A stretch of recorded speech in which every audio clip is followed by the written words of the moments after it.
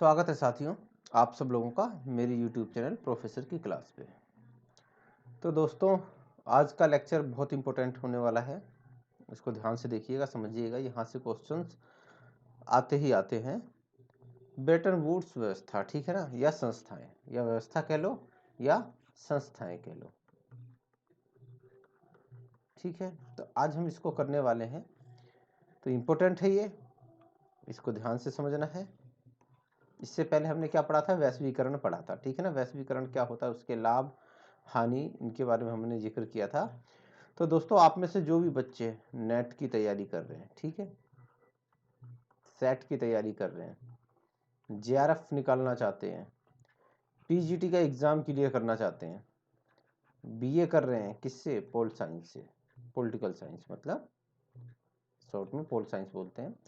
MA कर रहे हैं किससे? पॉलिटिकल साइंस से। या कोई भी कंपटीशन एग्जाम की तैयारी कर रहे हैं,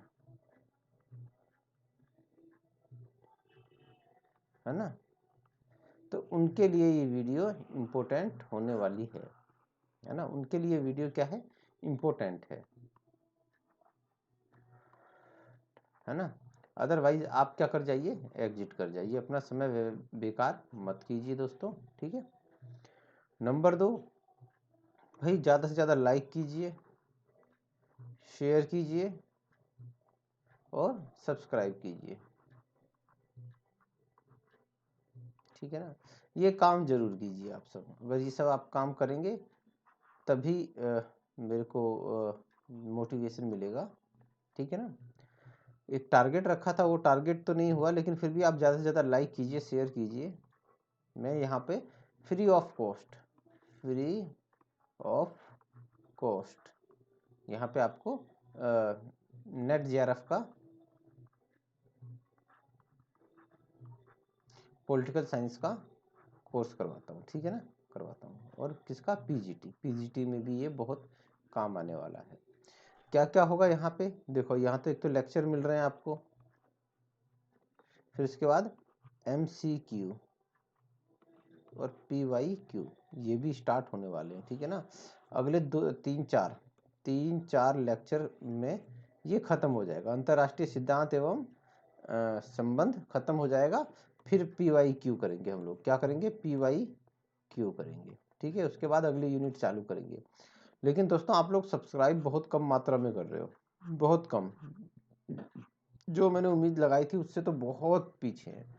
तो दोस्तों, मैं यहाँ पे आप लोगों को टाइम देता हूँ, फ्री ऑफ कॉस्ट करवाता हूँ। एक लेक्चर तैयार करने में 2-2 घंटे का टाइम लग जाता है, ठीक है ना। पहले टाइप करना पड़ता है, फिर उसके बाद पीपीटी तैयार करनी पड़ती है, फिर उसके बाद वीडियो रिकॉर्ड करना पड़ता है, ठीक है ना। फिर उसके बाद यूट्यूब पे अपलोड करना पड़ता है।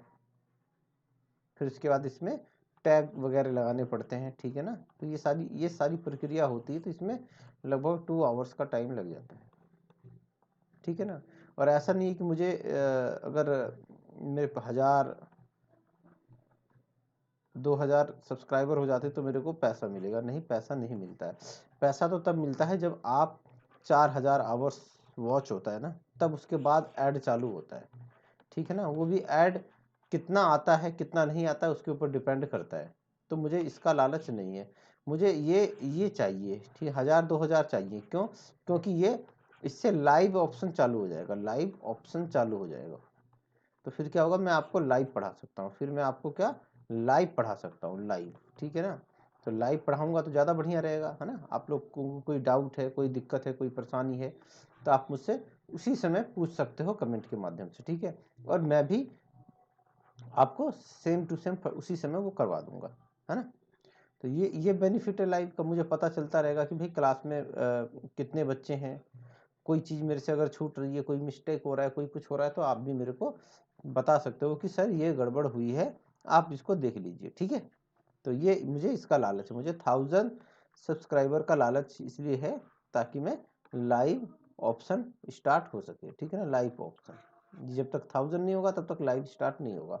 तो मुझे रिकॉर्डेड वीडियो ही डालनी पड़ेगी आप लोगों के लिए। चलिए दोस्तों, क्लास चालू करते हैं। आज ब्रेटन वुड व्यवस्था, है ना। तो इसको समझेंगे क्या है भाई।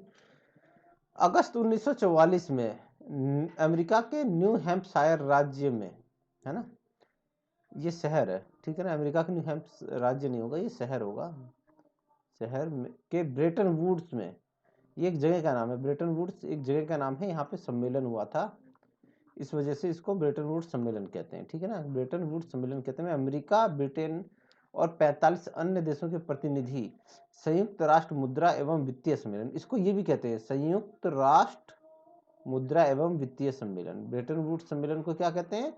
संयुक्त राष्ट्र मुद्रा एवं वित्तीय सम्मेलन। तो कंफ्यूज मत होना कि अगर आपसे पूछ रहे कि संयुक्त राष्ट्र मुद्रा वित्तीय सम्मेलन कब हुआ, तो कंफ्यूज मत होना, इसका मतलब ब्रेटन वुड्स सम्मेलन ही है, ठीक है ना, में एकत्रित हुए, जिनका उद्देश्य द्वितीय विश्व युद्ध के बाद अंतरराष्ट्रीय वित्तीय और मौद्रिक व्यवस्था का विचार करना था।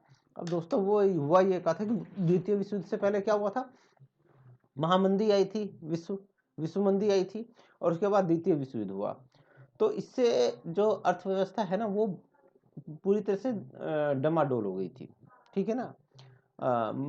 जब मंदी आई थी, आर्थिक मंदी, तो लोगों ने आर्थिक संरक्षणवाद की नीति अपनाई, ठीक है ना, कि मतलब बाहर का माल अपने यहाँ आने बंद कर दिया और अपना माल बाहर बेचने के लिए ज़्यादा प्रयास किए, तो इससे व्यापार एक चरमाया।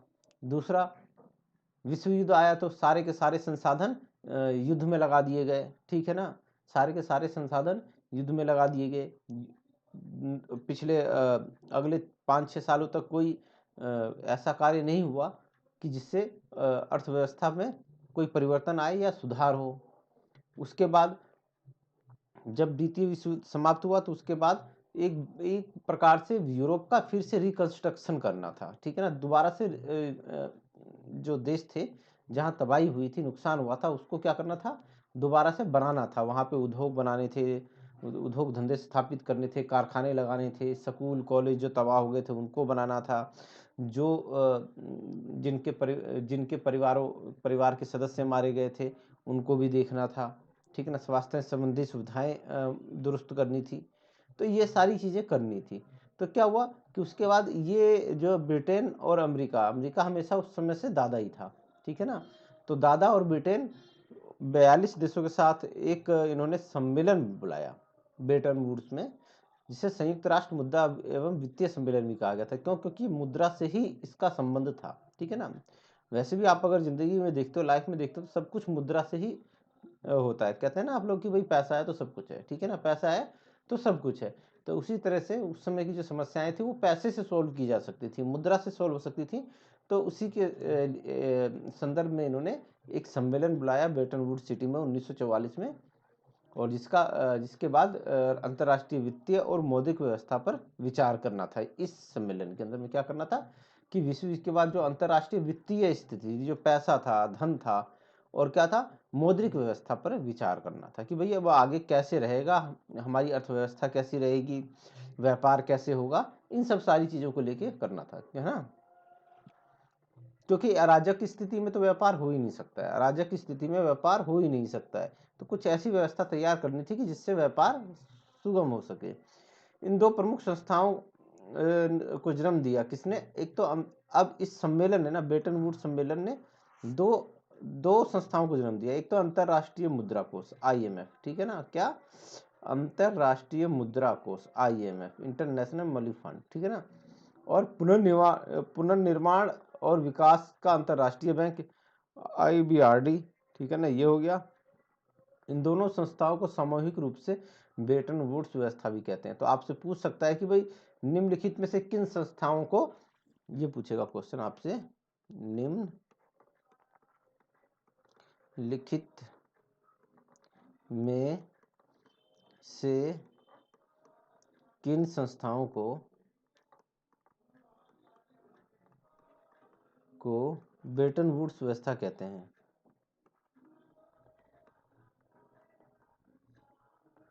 व्यवस्था कहते हैं, ऐसे पूछ लेगा आपसे क्वेश्चन। तो आपको याद रखना है कि कौन से IBRD, ठीक है ना, IBRD और IMF, इनको संयुक्त रूप से क्या कहते हैं, इन्हीं को ही क्या कहते हैं, ब्रेटन वुड्स व्यवस्था कहते हैं, ठीक है। इनका जो कार्यालय है वो भी बिल्कुल आमने सामने है। ब्रेटन वुड व्यवस्था ने अमेरिका के आर्थिक वर्चस्व में सहयोग दिया। अब ये दादा है भैया, ये लेके ही इसीलिए आए थे कि कि ताकि मेरा आर्थिक वर्चस्व बना रहे अंतरराष्ट्रीय राजनीति में।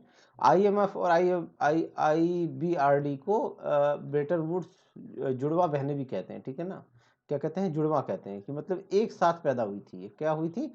ब्रेटन वुड्स व्यवस्था में एक साथ पैदा हुई थी, ठीक है ना। तो आपसे पूछ लेगा, आपसे कथन कारण में पूछ सकता है IMF और IBRD जुड़वा है, ठीक है ना। सीधी क्वेश्चन आएगा, IMF और IBRD जुड़वा है, ठीक है ना। और कारण में क्या होगा?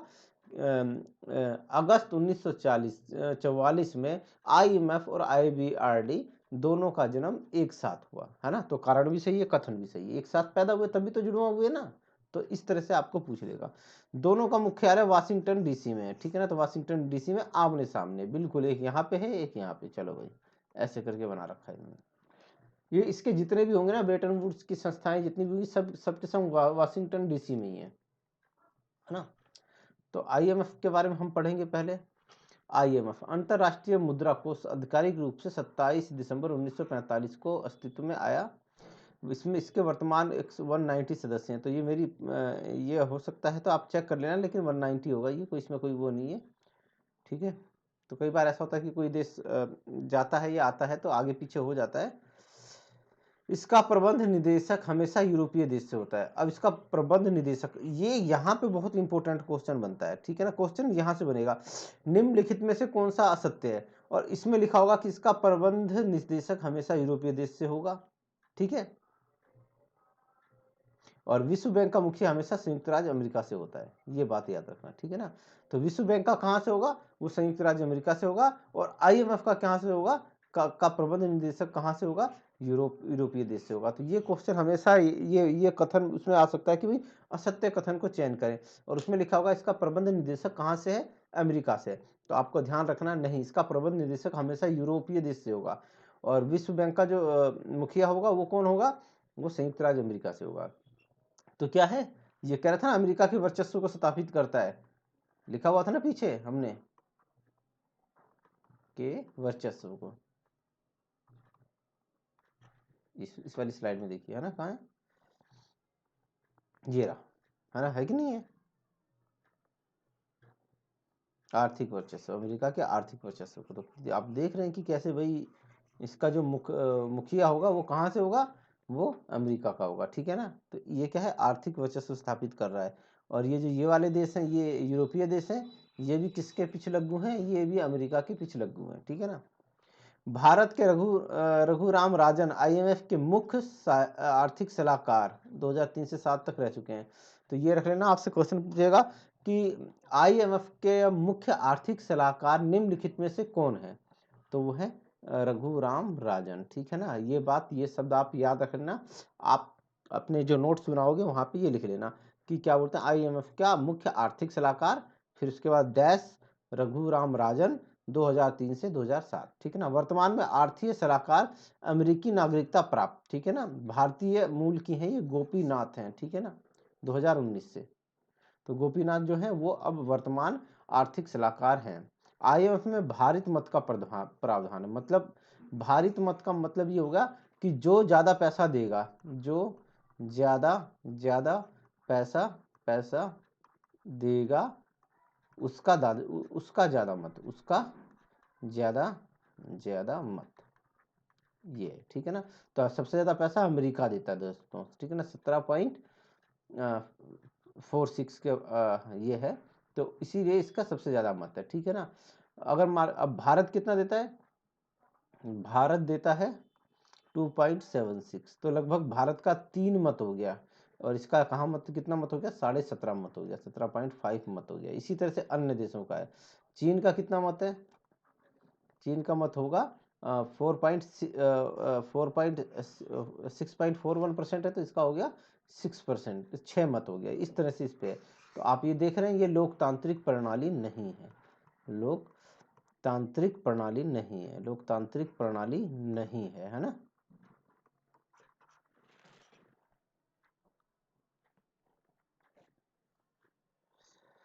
तो भारत कौन से स्थान पे? 8वें स्थान पे, आप याद रख लेना। और वो आपसे पूछेगा अमेरिका कौन से स्थान पे है? तो ये है, ठीक है ना।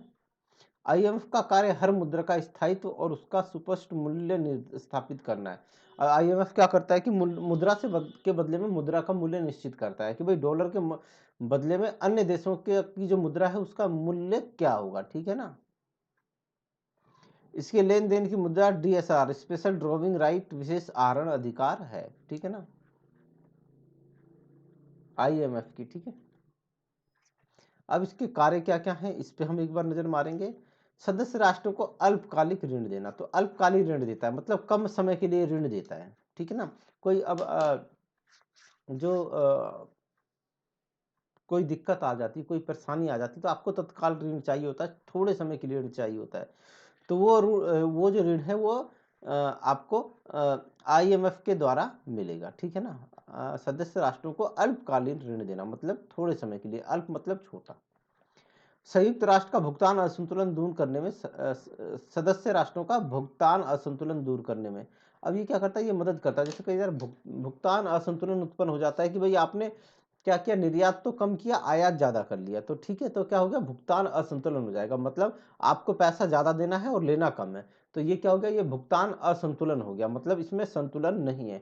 जितना आपने बाहर से माल लिया और उतने का माल दिया, है ना, तो क्या हो गया, पैसे का आना और पैसे का जाना बराबर हो जाता है, तो वो संतुलित भुगतान होता है। लेकिन असंतुलित हो जाता है कि भाई आपने माल तो ज्यादा का खरीद लिया और बेचा कम, तो आपको दिक्कत हो जाएगी, ठीक है। अब जैसे कि एक एग्जांपल दे देते हैं, सबसे अच्छा एग्जांपल है केंद्र और परिधि, आपने नाम सुना होगा, ये सेंटर है, ये परिधि है, ठीक है ना, इस तरह से चारों तरफ होते हैं ना, राउंड में किनारे पे होते हैं। केंद्र क्या करता है, ये सेंटर, ये कच्चा माल ले रहा है, कच्चा माल लिया इसने, कितने का लिया, सपोज करो इससे लिया 10 रुपए का लिया, ठीक है, 10 रुपए का एग्जाम्पल दे रहे हैं, ये एग्जाम्पल से समझना, बहुत अच्छा एग्जाम्पल है, ठीक है। इसने तो कच्चा माल लिया, तो इसको कितना आया, 10 रुपए की कमाई हो गई, है ना, 10 रुपए इसने कमा लिए, जेब में आ गए 10 रुपए। अब ये कच्चा माल जो था, ये समझ लो आलू है, क्या है, आलू, आलू है। अब इस आलू का इन्होंने चिप्स बना दिया, चिप्स बना दिया और फिर इनको बेचा, ठीक है ना। तो जो 10 रुपए का आलू था उसका चिप्स बना के 100 रुपए का बेचा, है ना, 100 रुपए का बेचा। तो अब इनको कितने रुपए देने पड़ रहे हैं, 100 रुपए देने पड़ रहे हैं, 100 रुपए देने पड़ रहे हैं, तो 90 रुपए, 10 रुपए तो चलो तुमने 10 रुपए का लिया था, चलो बराबर हो गई, लेकिन ये 90 रुपए कहाँ से दोगे, 90 रुपए कहाँ से दोगे, तो ये क्या हो गया, भुगतान असंतुलन हो गया, ये क्या हो गया, भुगतान असंतुलित हो गया ये, ठीक है ना, तो इसी को असंतुलन कहते हैं। लेकिन आपने भी अगर कोई चीज ऐसी होती जो यहाँ से बेची होती, 100 रुपए की बेची होती, तो आपके पास कितने होते, 110 रुपए हो जाते, तो आप 90 रुपए दे देते, तो भी आपके पास 20 रुपए बचते, है ना। तो ये क्या होता है, ये संतुलित हो जाता है फिर, तो इस ये चीजें हैं इसके अंदर। तो ये भुगतान असंतुलन को दूर करने में सहायता करता है। अंतरराष्ट्रीय विनिमय दर का निर्धारण करता है, अर्थात डॉलर के बदले अन्य देशों की मुद्रा का क्या मूल्य होगा, इसका ये निर्धारण करता है, ठीक है। सदस्य राष्ट्रों को आर्थिक प्रशिक्षण देता है, अब ऐसे आर्थिक प्रशिक्षण देगा जिससे क्या हो सके कि इनका घाटा जो नुकसान है वो कम हो सके। वैश्विक आर्थिक रिपोर्ट जारी करता है, तो वैश्विक आर्थिक रिपोर्ट जारी करेगा जिसके अंदर अन्य देशों की अर्थव्यवस्थाओं का क्या हाल है, जीडीपी हो गया, सकल घरेलू उत्पाद, इन सब चीजों की ये इसके अंदर जानकारी देता है। अब कुछ फैक्ट्स है वो भी आप देख लीजिए। आईएमएफ वैश्वीकरण और एमएनसीज को बढ़ावा देता है, ये कुछ नहीं करता, ये वैश्वीकरण को बढ़ावा देता है और एमएनसीज को बढ़ावा देता है। आइए, वैश्वीकरण मतलब उदारीकरण, जो हमने अभी पीछे पढ़ा, उदारीकरण कह रहा हूँ, भूमंडलीकरण और वैश्वीकरण एक ही चीज है, जो हमने आपको में पढ़ा, जिसमें क्या होता है, प्रत्येक अर्थव्यवस्था एक दूसरे के करीब आती है, ठीक है ना, नियमों कानूनों को समाप्त कर दिया जाता है और एक मुक्त लेन देन, है ना, व्यापार, वो प्रारंभ होता है इसके अंतर्गत। 1989 की वाशिंगटन रिपोर्ट जारी होने के बाद इसका महत्व और भी बढ़ गया है, क्यों, क्योंकि ये क्या कर रहा है कि वैश्वीकरण को बढ़ावा दे रहा है, ठीक है ना। आईएमएफ विकसित देशों के अनुरूप नीति अपना रहा है, अब ये इसके अंदर लगा रहता है कि इसकी जो नीतियां होती है ना, वो किसके विकसित देशों के अनुसार होती हैं। क्यों होती हैं भाई, क्यों, क्योंकि इसमें ज्यादातर जो फंड है ना, वो कौन दे रहे हैं? विकसित देशी दे रहे हैं, विकसित देशी दे रहे हैं। अकेला अमेरिका कितना दे रहा है देखो आपका 17.46%, ये अकेला इतना ही दे रहा है। तो अकेला इतना ज्यादा फंड वो दे रहा है, तो ये किसकी बात सुनेगा? इसी की बात सुनेगा। अब हुआ क्या कि भाई इसमें विकासशील देश सुधार की मांग कर रहे हैं। क्या कह रहे हैं कि जो ये आप 17% पे 17 मत दे रहे हो ना, इसको समाप्त कर दो, सबका एक ही मत होना चाहिए। अब मान लो कोई देश कमजोर है, गरीब है, आर्थिक रूप से पिछड़ा है, तो वो कम अनुदान देगा, जाहिर सी बात है भाई। और कोई विकसित है तो वो ज्यादा दे सकता है, इसीलिए तो ज्यादा देगा ना वो। तो आपको क्या करना चाहिए कि ये वाली जो पॉलिसी ना हटा देना चाहिए, यहाँ पे लोकतांत्रिक करना चाहिए, लोकतांत्रिक।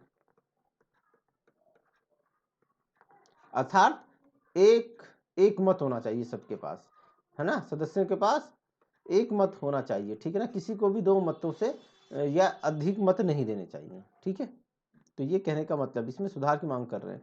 और लैटिन अमेरिकी देशों ने तो इसका बहिष्कार कर दिया और एक डोलूसर बैंक बना लिया, मतलब आपस में मिलकर एक बैंक बनाया जिसका नाम था डोलूसर बैंक। और जरूरत पड़ती है तो वो इससे ही उधार ले लेते हैं, इसके पास नहीं जाते हैं, आईएमएफ के पास।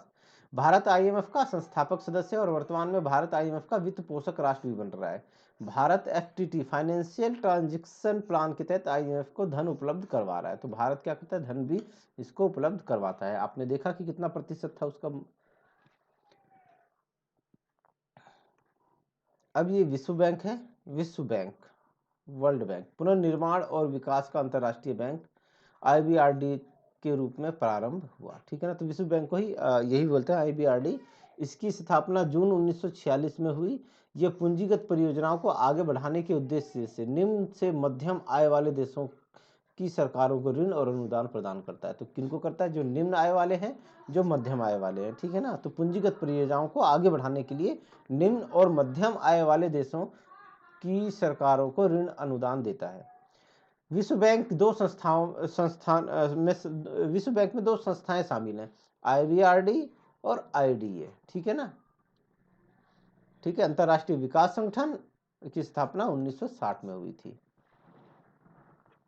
अब आईबीआरडी, आईडीए, आईएफसी, मिगा और आईसीएसआईडी, पांचों को संयुक्त रूप से विश्व बैंक कहा जाता है, ठीक है ना, संयुक्त रूप से विश्व बैंक कहा जाता है। इसके अंतर्गत वित्तीय निगम आईएफसी की स्थापना 1956 में हुई थी और मीगा की स्थापना 1988 में हुई थी। और विवादों के लिए निपटाने के लिए ये संस्था है आईसीएसआईडी 1966 में हुई थी। तो क्वेश्चन आपसे पूछेगा कि आईएफसी, ठीक है, मीगा,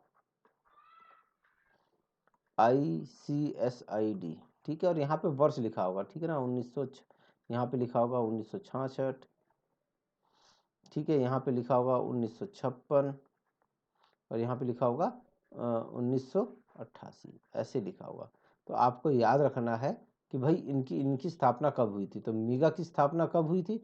मीगा की स्थापना हुई थी 1988 में, ठीक है ना। उसी तरह से आईसीएसआईडी की स्थापना 1966 में हुई थी, ऐसे, ठीक है ना। और आईएफसी की स्थापना कब हुई थी? 1956 में। तो ऐसे याद रखना। या पूछ लेगा कालानुक्रम कीजिए, कालानुक्रम कीजिए, तो इनको क्रम में रख देना है आपको, ठीक है ना। तो इस तरह से यहाँ से क्वेश्चन बनते हैं, इंपॉर्टेंट है, नोट कर लेना। यहाँ से नेट में क्वेश्चन पूछा जा सकता है, नेट और सेट और असिस्टेंट प्रोफेसर में, ठीक है ना, है ना। इसी तरह की क्वेश्चन बनाते हैं वो लोग, एक ही में ही आपसे 3-3, 4-4 क्वेश्चन पूछ लेंगे, ठीक है ना। अब आईआरबीडी के बारे में हम पढ़ेंगे। अब क्या है आईबीआरडी? अंतरराष्ट्रीय पुनर्निर्माण एवं विकास बैंक, पुनर्निर्माण, दोबारा निर्माण करना, ठीक है ना, याद रखना। International bank for reconstruction and development, reconstruction करना है और विकास भी करना है, डेवलपमेंट करना है, ठीक है। स्थापना है, जो देश आईएमएफ के सदस्य होते हैं वही आईबीआरडी के सदस्य होते हैं। आईबीआरडी के सदस्य देशों की संख्या 189 है। सिद्धांत क्या है इसका? इसका सिद्धांत है working for a world free poverty, गरीबी मुक्त, है ना। ये इंग्लिश हो गया यहाँ तक। फॉर वर्ल्ड फ्री पॉवर्टी, मतलब गरीबी मुक्त विश्व का निर्माण करना, ठीक है ना, गरीबी मुक्त विश्व के लिए कार्य करना। तो ये इनका क्या है, सिद्धांत है। ये अपने सदस्य राष्ट्रों को दीर्घकालिक ऋण प्रदान करते हैं। तो IMF क्या करता है, अल्पकालीन देता है, अल्पकालीन ऋण देता है ना, यही देता है ना। और ये क्या कहता है, दीर्घकालीन ऋण देता है, IBRD। ये क्या कहता है, ये आपका दीर्घकालिक दीर्घकालीन ऋण देता है। तो ये याद रखना दोस्तों कि क्या फर्क है इनके बीच में। 1945 में IBRD का प्रथम मिशन क्या था, विश्व युद्ध से तबाह हुए यूरोपीय राष्ट्रों में पुनर्निर्माण के लिए वित्त पोषण करना, उनको मतलब पैसा देना जो राष्ट्र बर्बाद हो चुके थे। क्यों, क्योंकि अमेरिका जो था ना, अमेरिका को पता था कि अगर इनकी मदद नहीं की, मैंने मदद नहीं की, तो यूएसएसआर मदद कर देगा। और यूएसएसआर ने जहां मदद की तो यहाँ पे साम्यवादी व्यवस्था लागू कर देगा, साम्यवादी व्यवस्था लागू कर देगा। तो ये एक दिक्कत थी, तो इस वजह से यहाँ पे इनका पुनर्निर्माण करना आवश्यक था।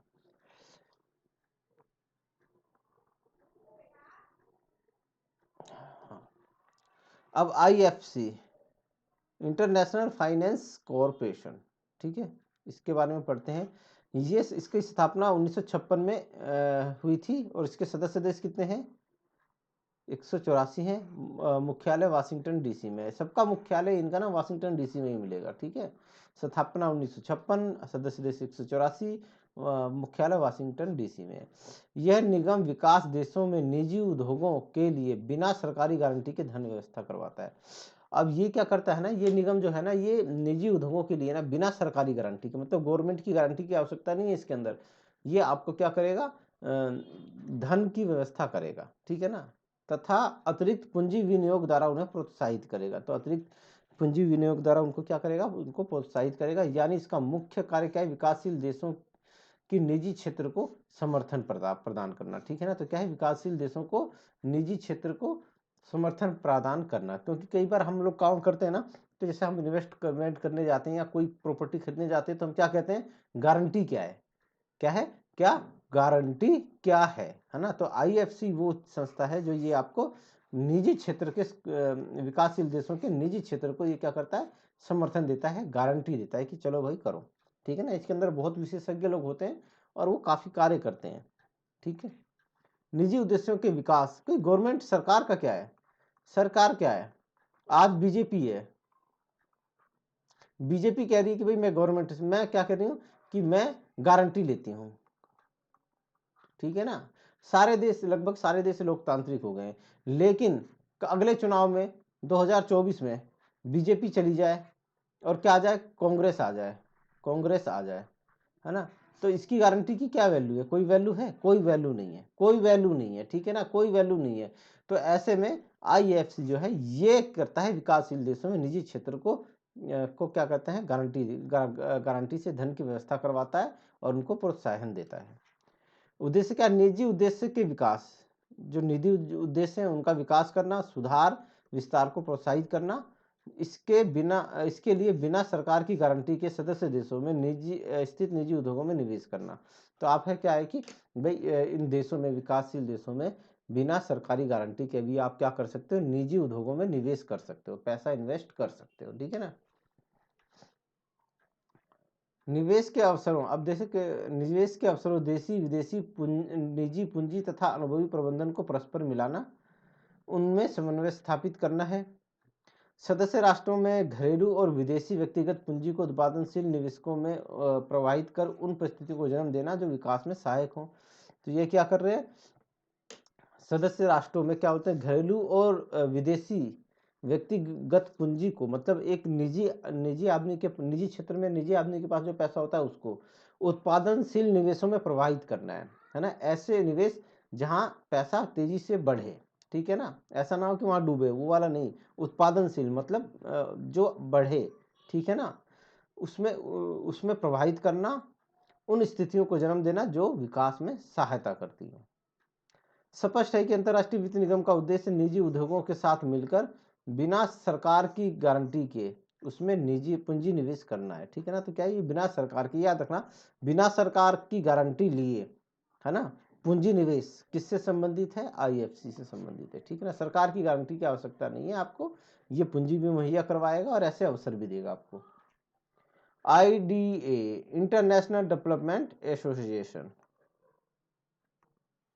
स्थापना 24 सितंबर 1960, सदस्य देश 173, मुख्यालय वही, और उद्देश्य क्या है, IDA को उदाहरण नहीं, उधार है यार, उधार देने वाली खिड़की कहते हैं, क्या कहते हैं, उधार, ये उधार देती है, ले जाओ भैया, और बहुत कम ऋण पे देती है, कम ऋण पे देती है, बहुत कम ऋण पे देती है, जो क्या है, ना के बराबर है, जो ना के बराबर है, ठीक है ना, बराबर है ना, है ना। तो इससे प्राप्त ऋण पर कोई ब्याज नहीं देना होता है, या जो है भी तो वो बिल्कुल ना के बराबर है। यह ऋण विश्व के निर्धन देशों को ही उपलब्ध करवाया जाता है। ये किन के लिए है, जो निर्धन देश है उनके लिए, जो विकसित देश है, विकासशील देशों के लिए नहीं है, वो देश हैं जो बेचारे बिल्कुल ही दबे कुचले मरे हुए हैं, उनके लिए ये है, और ना के बराबर देते हैं। तो ये याद रखना, इंटरनेशनल डेवलपमेंट एसोसिएशन जो है। मीगा, अब ये बहुत है, ये एमएनसी से संबंधित है भाई, बहुराष्ट्रीय मल्टी इन्वेस्टमेंट गारंटी एजेंसी है ये, ठीक है ना, बहुपक्षीय निवेश गारंटी एजेंसी, 1988 में स्थापना है, सदस्य राष्ट्र 181 है, मुख्यालय डीसी है। अब उद्देश्य क्या है, मीगा एक अंतरराष्ट्रीय वित्तीय संस्था है, क्या है, वित्तीय संस्था है, जो राजनीतिक जोखिम बीमा और ऋण वृद्धि गारंटी प्रदान करता है। राजनीतिक जोखिम बीमा, तो राजनीति के खिलाफ जोखिम बीमा एक प्रकार से जोखिम बीमा है।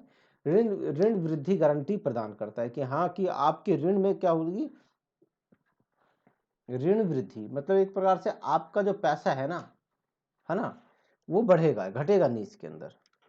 मीगा विकासशील देशों में बहुराष्ट्रीय कंपनियों को बढ़ावा देती है, ठीक है ना। तो क्या कहती है कि ये मीगा ना होना तो बहुराष्ट्रीय कंपनियां जल्दी घुसने में डरेंगी। तो मीगा विकासशील देशों में बहुराष्ट्रीय कंपनियों को बढ़ावा देती है। मीगा बहुराष्ट्रीय कंपनियों को गारंटी कर्ता के रूप में कार्य करती है, ठीक है। तो ये क्या है, बहुराष्ट्रीय, एमएनसी की बात आए तो आप मीगा, ठीक है ना, मीगा, एमएनसी, मीगा, ठीक है ना। तो ये एमसी क्या हो गया, मल्टीलेटरल हो गया, और ये मल्टी स्टेट्स हो गया, ठीक है। तो यहाँ से इसको आप समझना, ठीक है, ये कोई इसमें कोई वो नहीं है। तो ये क्या करती है, अंतर्राष्ट्रीय वित्तीय संस्थान है, जो जोखिम बीमा और ऋण वृद्धि गारंटी प्रदान करता है कि आपको क्या बोलते हैं, इसके अंदर आपका पैसा बढ़ना ही बढ़ना है, और विकासशील देशों में बहुराष्ट्रीय कंपनियों को ये बढ़ावा देता है, ठीक है ना। इसकी नज़र होती रहती है, हर एक देश में देखता रहता है, ये चेक करता रहता है कि हाँ भाई, कहाँ कैसे अवसर है, कहाँ निवेश को खतरा है, ठीक है। तो ये सारी चीज़ें बहुराष्ट्रीय कंपनियों को गारंटीकर्ता के रूप में काम करता है, ठीक है ना। तो इसके जो ये सदस्य देश हैं 181, अगर कोई दिक्कत होगी तो मीगा कहाँ कर देगा, इसमें सुनवाई कर देगा कि भाई ये तुम्हारे देश के अंदर ये बहु एमएनसी है, और यहाँ पे आपको आप उसे कार्य नहीं करने दे रहे हो, या ये दिक्कत है, या उसने जो इन्वेस्टमेंट किया है उस पर खतरा है, तो वो इस तरह से काम करता है। अब क्या है, ये विवाद निपटान केंद्र है, विवाद निपटान, ICSID, विदेशी विवादों के निपटान के लिए अंतर्राष्ट्रीय केंद्र, international centre for settlement of investment disputes. आपने जो निवेश किया है उसको लेकर अगर कोई झगड़ा या दिक्कत, कोई परेशानी है, तो उसका ये निपटाने वाला केंद्र है। ये 1966 में आया था, ठीक है ना, याद रखना। और भारत इसका सदस्य बिल्कुल नहीं है, इसका सदस्य नहीं है, ठीक है। इसका मुख्यालय भी डीसी में है, 163 राज्य हैं। विश्व बैंक की चारों संस्थाओं के विवादों का निपटारा यहीं किया जाता है, ठीक है ना। कि अगर मतलब इन चारों संस्थाओं में कोई विवाद होता है, स्टेट टू स्टेट होता है, या कोई दिक्कत है, कोई परेशानी है, कोई मामला है, तो वो ICSID में होगा। भारत इसका सदस्य नहीं है, बाकी चारों का है, ठीक है ना। चारों का क्या है, चारों का सदस्य ये है भारत, ठीक है ना। तो ये था दोस्तों, जो मैंने आपको समझाने की कोशिश की। छोटी छोटी चीज़ें हैं जो इतना वो नहीं है, लेकिन कई बार क्वेश्चन पूछ लेता है, सीधे क्वेश्चन आता है यहाँ पे, तो आप इसको याद रखना।